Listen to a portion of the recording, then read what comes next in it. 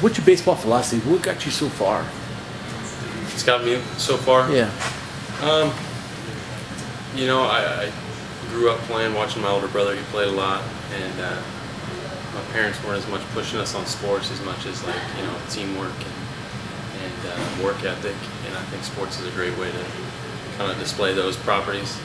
So that's kind of what got me going. Then I loved baseball just because we saw it on TV and we could act like the big leaguers. And, the philosophy that's got me this far is just playing the game the right way and trying to work to get to where I'm at. Now, as a hitter, do you approach pitchers individually, or do you have like one approach for everybody? Personally, and I think a lot of guys are this way, I'll always try to take my strengths over a pitcher's strengths, because if you worry too much about what a pitcher's going to do to you or how he's going to pitch you, a lot of time it takes you away from your game. But that being said, there's approaches that you'll have against certain pitchers, just part of the game plan. If you can try to predict not necessarily what's coming, but just their strategy against you, it can give you a leg up. Where were you drafted? I was drafted in 2009 in the first round. Now, as a first-round pick, did that put more pressure on you, or did you put more pressure on yourself? It's kind of a boring question. It is whatever you make it, really. They pick you because of your talent and your potential, and what you make of it is no one knows at that point. Obviously, they see it in you, or they wouldn't pick you there. But pressure, you can create it, sure, you can put it on yourself. But if you just get consumed in the day-to-day, I think that's the best way to handle it. Now, a lot of people, they talk about first-round draft picks. You've made it this far, but some of them are getting passed up in the early rounds by guys drafted in the later round. Why does that happen? That's why the draft isn't an exact science, I think.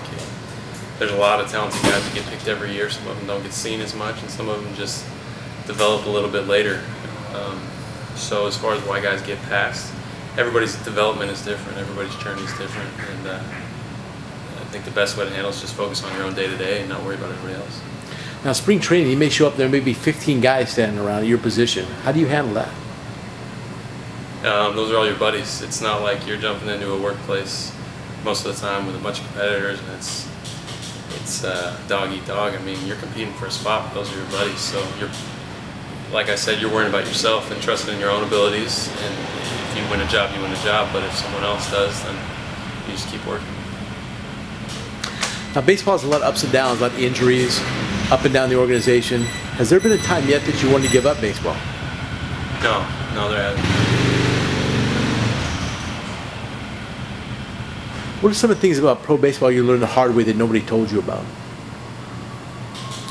That nobody told me about? Yeah. Let's get a couple. That's tough. I don't know. You can't really know the lifestyle and the travel and everything until you go through it. But people definitely try to prepare you for it. But I'd say that's the toughest part. And then just playing every day as opposed to college and stuff presents some different challenges. Now, once you signed a major league contract, obviously you're a professional baseball player. But was there a moment before that when it dawned on you that you were going to play professional baseball? A moment when it dawned on me. I guess my junior year in college was just kind of a whirlwind of a lot of different things going on.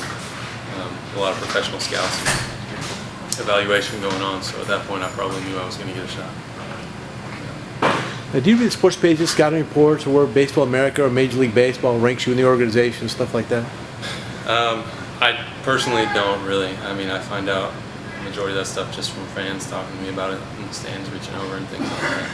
But I don't read it too much. What about mom and dad? They call you, hey, guess what I read about you? No, I'm sure they read it. I tell them to stay away from that kind of stuff, but they would know better than to call me and try to talk about it. I've only got a couple more minutes. Okay. That's fine. How do you handle the fans, loudmouth people yelling and screaming at you? The loudmouth people you said? Yeah. I don't even worry about them. They're paying to come see us play. And that's part of the fun for some of them is yelling, and that's fine. For every loudmouth fan, there's 5 great kids watching the game. So. What would you tell a high school kid about professional baseball if he asked you? I would tell him, high school kid, I was telling him just to treat it like a game as long as possible. As soon as guys start really not enjoying coming to work every day, coming to the ball field every day, that's when things get bad.